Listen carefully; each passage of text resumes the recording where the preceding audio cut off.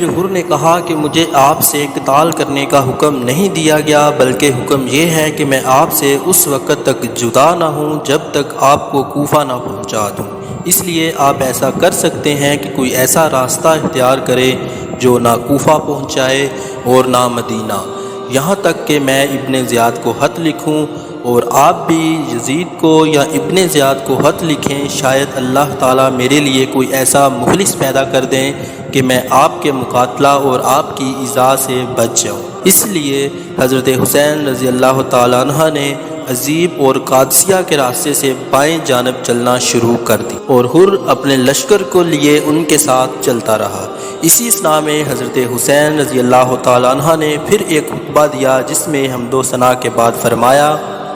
اے لوگو، رسول اللہ صلی اللہ علیہ وسلم نے فرمایا کہ جو شخص کسی ایسے بادشاہ کو دیکھے جو اللہ کے حرام کو حلال سمجھے اور اللہ کے عہد کو توڑ دے، سنت رسول صلی اللہ علیہ وسلم کی مخالفت کرے، اللہ کے بندوں کے ساتھ گناہ اور ظلم کا معاملہ کرے، اور یہ شخص اس کے ایسے افعال اور اعمال دیکھنے کے باوجود کسی قول یا فعل سے اس کی مخالفت نہ کرے، تو اللہ تعالیٰ کے ذمہ ہے کہ اس کو بھی اسی ظالم بادشاہ کے ساتھ اس کے مقام دوزخ پر پہنچا دے۔ اور آپ کو بھی یہ معلوم ہے کہ یزید اور اس کے امراء اور حکام نے شیطان کی پیروی کو اختیار کر رکھا ہے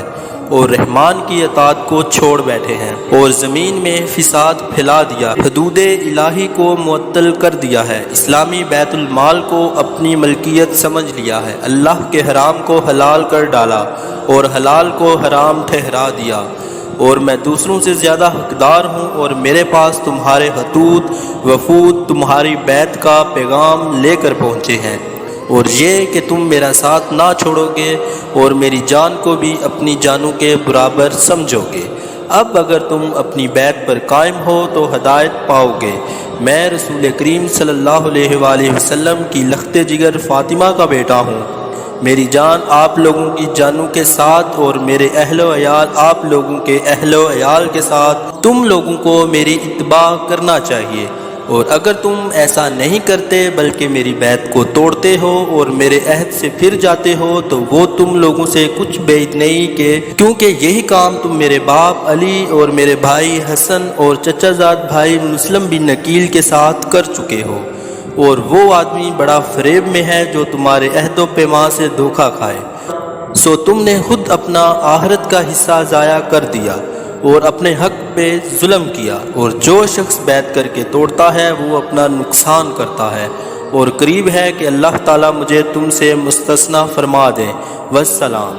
خود ابن یزید نے خطبہ سن کر کہا کہ میں آپ کو اپنی جان کے بارے میں خدا کی قسم دیتا ہوں، کیونکہ میں یقین کے ساتھ جانتا ہوں کہ اگر آپ قتال کریں گے تو قتل کیے جائیں گے۔ حضرت حسین رضی اللہ تعالیٰ عنہ نے فرمایا کہ کیا تم مجھ کو موت سے ڈرانا چاہتے ہو؟ جو میں کہہ رہا ہوں اس پر توجہ نہیں دیتے۔ میں آپ کے جواب میں صرف وہی کہہ سکتا ہوں جو رسول اللہ صلی اللہ علیہ وآلہ وسلم کی امداد کے لیے نکلنے والے ایک صحابی نے اپنے بھائی کی نصیحت کے جواب میں کہا تھا۔ بھائی نے اس سے کہا کہ تم کہاں جاتے ہو؟ قتل کر دیے جاؤ گے۔ تو اس صحابی نے جواب میں یہ شعر پڑھے، یعنی میں اپنے ارادہ کو پورا کروں گا، اور موت میں کسی جوان کے لیے کوئی آر نہیں، جبکہ اس کی نیت خیر ہو، اور مسلمان ہو کر جہاد کر رہا ہوں۔ پھر اگر میں زندہ رہ گیا تو نادم نہ ہوں گا، اور اگر مر گیا تو قابل ملامت نہ ہوں گا، اور تمہارے لیے اس سے بڑی ذلت کیا ہے کہ ذلیل و خوار ہو کر زندہ رہو۔ حر بن یزید کچھ تو پہلے سے اہل بیت کا احترام دل میں رکھتا تھا، کچھ خطبوں سے متاثر ہو رہا تھا۔ یہ کلام سن کر ان سے علیحدہ ہو گیا اور ساتھ ساتھ چلنے لگا۔ اسی حال میں 4 آدمی کوفہ سے حضرت حسین رضی اللہ تعالیٰ عنہ کے مددگار پہنچے، جن کا سردار ترماح بن عدی تھا۔ حر بن یزید نے چاہا کہ انہیں گرفتار کر لے یا واپس کر دے، مگر حضرت حسین رضی اللہ تعالیٰ عنہ نے فرمایا کہ یہ میرے مددگار اور رفیق ہیں، ان کی ایسی ہی حفاظت کروں گا جیسے اپنی جان کی کرتا ہوں۔ حر بن یزید نے ان کو آنے کی اجازت دے دی۔ حضرت حسین رضی اللہ تعالیٰ عنہ ان لوگوں سے کوفہ کے حالات دریافت کیے۔ انہوں نے بتلایا کہ کوفہ کے جتنے سردار تھے سب کو بڑی بڑی رشوتیں دے دی گئی ہیں اور ان کے تھیلے بھر دیے گئے ہیں۔ اب وہ سب آپ کے مخالف ہیں، البتہ عوام کے قلوب آپ کے ساتھ ہیں، مگر اس کے باوجود جب مقابلہ ہوگا تو تلواریں ان کی بھی آپ کے مقابلہ پر آ جائیں گی۔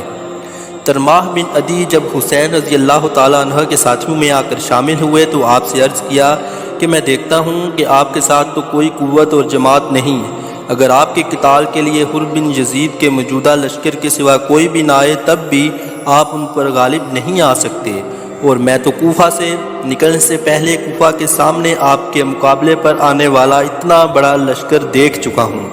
جو اس سے پہلے کبھی میری آنکھ نے نہ دیکھا۔